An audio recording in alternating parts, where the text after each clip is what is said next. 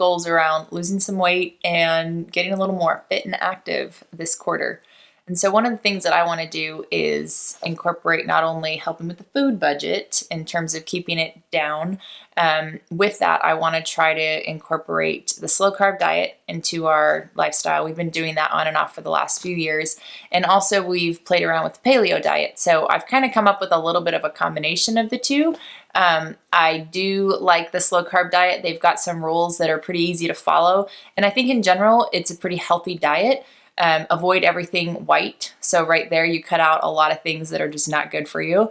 And then you avoid all dairy and you avoid all refined or all sugars, basically, including fruit sugar. So no fruit. And then you don't drink calories.